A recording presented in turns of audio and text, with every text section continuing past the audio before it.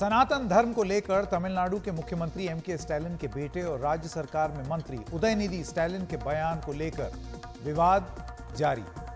उदयनिधि स्टालिन जो हैं, उनके बयान का कांग्रेस अध्यक्ष मल्लिकार्जुन खड़गे के बेटे प्रियांक खड़गे और कांग्रेस नेता पी चिदम्बरम के बेटे कार्ति चिदम्बरम ने भी समर्थन किया।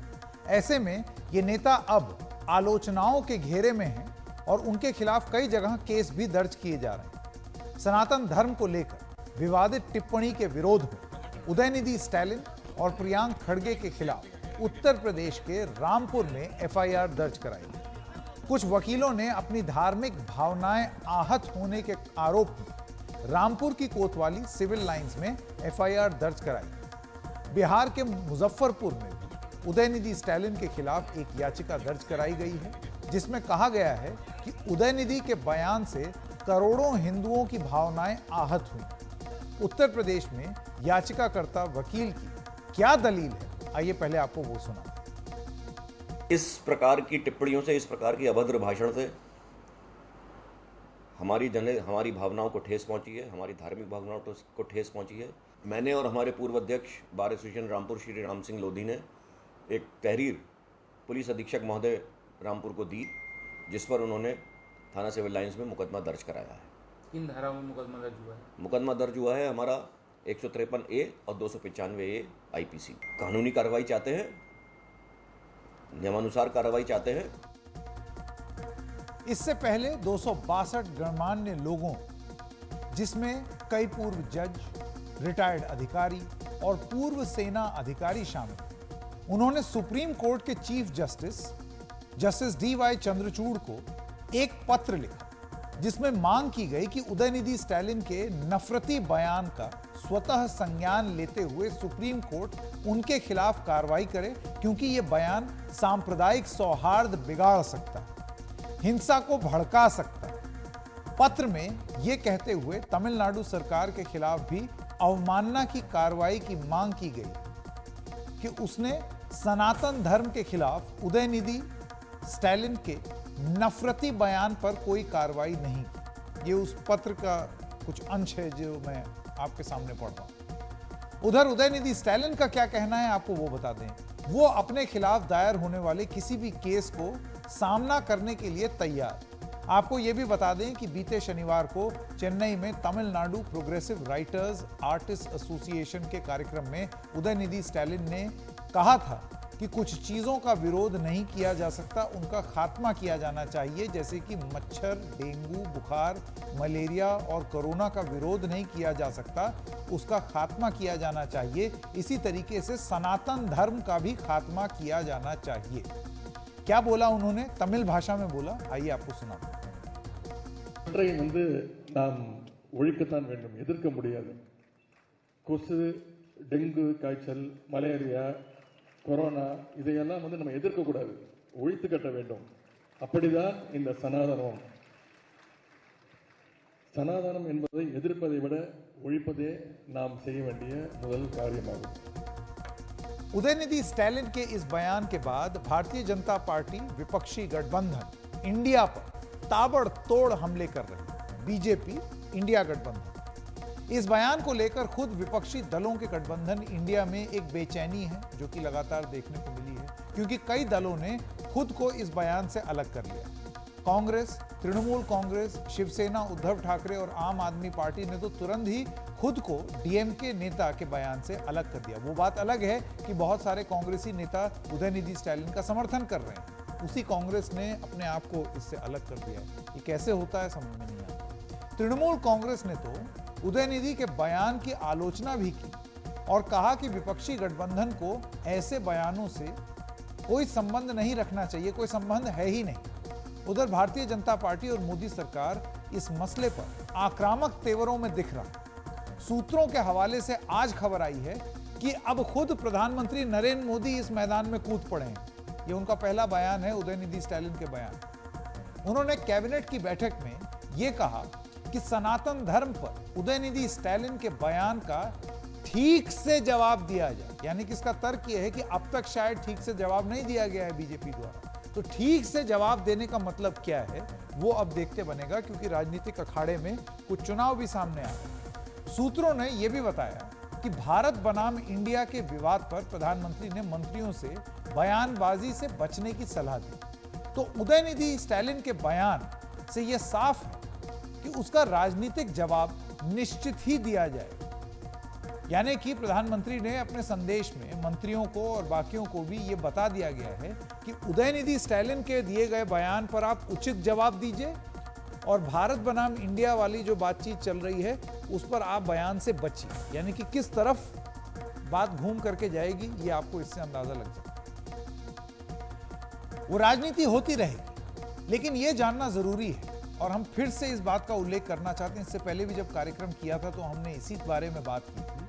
सनातन धर्म दरअसल है क्या और किस तरह से उसे समझा जाता रहा है। इस मामले में राष्ट्रीय स्वयंसेवक संघ के विचार को जानना भी जरूरी है, जो भारतीय जनता पार्टी का वैचारिक आधार रहा। आरएसएस के लिए सनातन धर्म भारतीय सभ्यता के मूल्यों के साथ जीने से जुड़ा एक दार्शनिक विचार है और साथ ही हिंदू धर्म।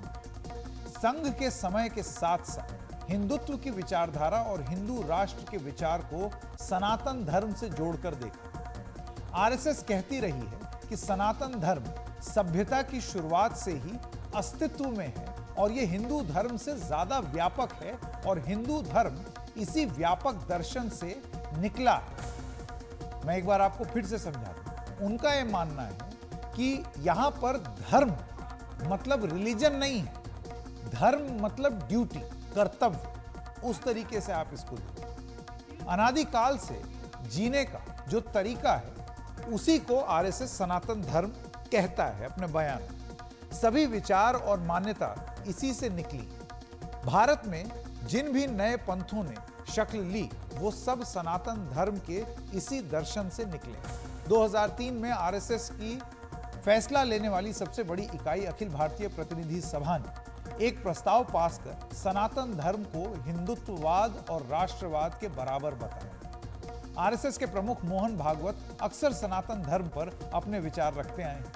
अगस्त 2022 में त्रिपुरा में एक मंदिर के उद्घाटन के समय संघ प्रमुख मोहन भागवत ने यह कहा कि भारत में खान पान की कई आदतें, कई संस्कृतियां और परंपराएं हैं और इस सब के बावजूद हम सब के बीच एक तरह का संबंध, सभी जो समुदाय हैं उनके विचार में एक भारतीयता है।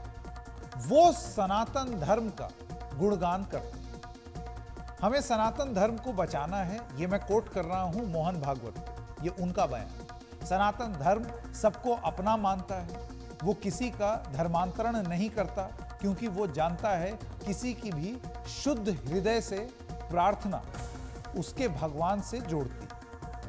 अब इसी साल मार्च में हरिद्वार में भी पतंजलि योगपीठ में एक कार्यक्रम में जब भाग लिया मोहन भागवत ने, तो सनातन धर्म पर उन्होंने अपने विचार रखे। क्या बोला आप सुन लीजिए। जो सनातन है उसको किसी सर्टिफिकेट की आवश्यकता नहीं है।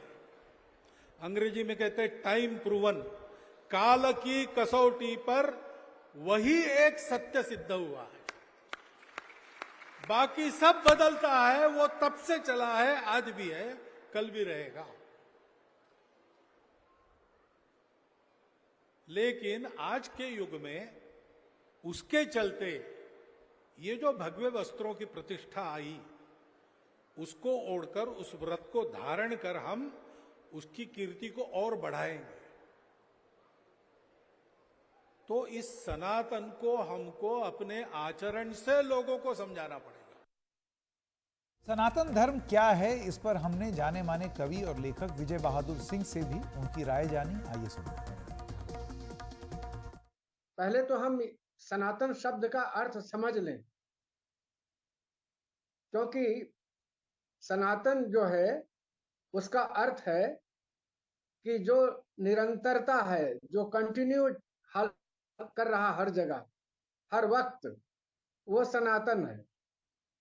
और उस सनातनता में जो प्रकृति है वो निरंतर सनातन रहती है, इसलिए प्रकृति जो है हमेशा सनातन मानी जाती है। ये जो सनातन शब्द आया है वस्तुतः ये पुराणों के साथ चलते हुए आया है, लेकिन वेदों के बाद जब बौद्ध धर्म आया और जैन धर्म आया, तो उन लोगों ने भी सनातन शब्द का प्रयोग किया और ये कहते हुए किया कि जो हम कह रहे हैं वही सनातन है। उन्होंने जो कुछ कहा वो उसमें अहिंसा थी, करुणा थी, सत्य था, शील था। ये सब मानवीय जो गुण हैं उनको सनातनता में शामिल किया गया। बाद में जो पुराणों की सृष्टि हुई, तो पुराणों में भी इस बात को कहा गया कि सनातन वही है जो निरंतर है, जो हमेशा एक है और जो परस्पर एक दूसरे से संबंधित है। इसका मतलब सृष्टि का जो चक्र है, जिसको सत्य और ऋत कहते हैं वेदों में, वही सनातन है। बाद में चल करके इस सनातन शब्द को पुराणों से इतना ज्यादा जोड़ दिया गया कि मान लिया गया कि जो पुराण कह रहे हैं वही सनातन है। अभी जो सनातन की चर्चा आप सुन रहे हैं और निरंतर आम आदमी करता रहता है, उससे पूछिए कि आखिर इस सनातन का अर्थ क्या है, तो शायद ही बता पाए। लेकिन वो यही कहेगा कि भगवान सनातन है, सच सनातन है, आदमी सनातन है, प्रकृति सनातन है। लेकिन मेरी समझ में ये बात आती नहीं है कि ये जो लोग बार बार सनातन धर्म के ठेकेदार होकर के सनातन की व्याख्या कर रहे हैं, उसका आशय क्या सचमुच धर्म से है या उसका आशय कुछ और है। अब सवाल यह है कि क्या इस मुद्दे पर विपक्षी दलों के गठबंधन को कोई नुकसान होगा, क्योंकि अब तक हमने सनातन समझ लिया क्या है, हमने आरएसएस की विचारधारा समझ ली, हमने ये जान लिया उदयनिधि स्टालिन ने क्या बोला। अब आते हैं उसका राजनीतिक परिणाम पर। उसका राजनीति में, आज की जो राजनीति है उसमें उसका असर क्या होगा इस बयान का। क्या ये जो इंडिया गठबंधन है इसको नुकसान होगा? सबसे बड़ा सवाल तो यही है ना राजनीतिक अखाड़े। आने वाले 3-4 महीनों में 5 राज्यों में विधानसभा चुनाव होने हैं। ये कौन से राज्य हैं? राजस्थान, मध्य प्रदेश, छत्तीसगढ़, तेलंगाना और मिजोरम। क्या इन राज्यों में भारतीय जनता पार्टी सनातन धर्म के मुद्दे पर विपक्ष की एकता में दरार डाल पाएगी? क्योंकि उनके आपसी बयानों में तो एक दरार दिखती है या एक मतभेद दिखता है। मनभेद हो गया है या नहीं वो नहीं जानते, एक मतभेद दिखता है। इस पर जानते हैं कि राजनीतिक विश्लेषक सुदीप श्रीवास्तव की राय क्या। ये जो सवाल आपने उठाया है कि सनातन वाली कंट्रोवर्सी का आगामी विधानसभा चुनाव में मध्य प्रदेश छत्तीसगढ़ में क्या प्रभाव पड़ेगा, तो इस पर मेरा मानना यह है कि कांग्रेस की जो मध्य प्रदेश छत्तीसगढ़ की खासकर लीडरशिप है, वो तो लगातार पिछले कई सालों से जो हिंदुइज्म है या सनातन धर्म जिसको कहते हैं, उसके तरफ मतलब उनका बहुत पॉजिटिव रवैया रहा है। जैसे छत्तीसगढ़ में सरकार है, सरकार राम वनगमन पथ, जो ये माइथोलॉजिकल बिलीफ है कि राम जब श्रीलंका गए थे तो जिस रास्ते से गए थे उसमें बहुत बड़ा एरिया छत्तीसगढ़ का पड़ता है। बीजेपी की छत्तीसगढ़ में 15 साल सरकार रही, लेकिन उसको टूरिस्ट सर्किट के रूप में डेवलप नहीं किया। लेकिन भूपेश बघेल की कांग्रेस सरकार ने पिछले 5 साल में उसको प्रायोरिटी से डेवलप करने का काम किया है। तो ये एक अपने आप में बहुत बड़ा संदेश है कि यहाँ पर जो कांग्रेस की लीडरशिप है उसका क्या नजरिया है हिंदुइज्म पे या सनातन धर्म पे। वैसे ही अगर आप मध्य प्रदेश की बात करें तो कमलनाथ जो पूर्व सीएम है वो भी कई मंदिर जा रहे हैं, यहाँ तक कि वो तो एक कदम और आगे बढ़कर बागेश्वर बाबा तक की सभा करा रहे हैं। तो मुझे नहीं लगता कि सनातन धर्म वाली कंट्रोवर्सी से 2023 के विधानसभा चुनाव में इस एरिया में कोई विशेष प्रभाव पड़ेगा। हालांकि लोकसभा के समय में अगर ये मुद्दा बना रहा तो शायद ये बात आ सकती है, क्योंकि उस समय चुनाव देश की लीडरशिप किसके हाथ में आएगी तो जनता ये देखेगी कि इंडिया गठबंधन की लीडरशिप किसके पास है और क्या उसका क्या नजरिया है। देखिए, एक तरफ तो राहुल गांधी जी बोलते हैं कि वो मोहब्बत की दुकान खोल रहे हैं, तो मुझे ये लगता है कि करेक्टिव मेजर कांग्रेस को लेने चाहिए, क्योंकि सर्वधर्म संभाव को लेकर अगर इंडिया गठबंधन आगे जाएगा तब तो वो चुनाव में एक स्टैंड पे खड़ा हो पाएगा। लेकिन अगर वो जिस तरीके का उदयनिधि स्टालिन ने बयान दिया है, अगर एक्सट्रीम पोजीशन लेगा तो इन इलाकों में जहां पर हिंदुओं की तादाद बड़ी है वहां पर नुकसान होने की संभावना रहेगी लोकसभा चुनाव। 3 दिन पहले ये बयान आया उदयनिधि स्टालिन का, और कल एक छत्तीसगढ़ का लोकल त्योहार था खमर छठ, जो अन्य इलाकों में भी अलग अलग नाम से मनाया जाता है। छत्तीसगढ़ सरकार ने भगवान बलराम का फुल पेज का ऐड दिया है। ये संयोग भी हो सकता है, ये भी इसलिए भी हो सकता है कि इस बयान के बाद ऐसा ऐड देना जरूरी हो। लेकिन मैं लगातार ये बात कह रहा हूं कि छत्तीसगढ़ और मध्य प्रदेश की जो लीडरशिप है उसके बारे में ये कहना कि वो इस पर सनातन के या हिंदुइज्म के घोर विरोध में है, या जिस तरीके का बयान दिया है, कोरोना आदि से तुलना की है, उस तरीके के लेवल पर भाजपा चाहे कितना भी प्रयास कर ले, यहाँ की लीडरशिप को नहीं ले जा पाएगी।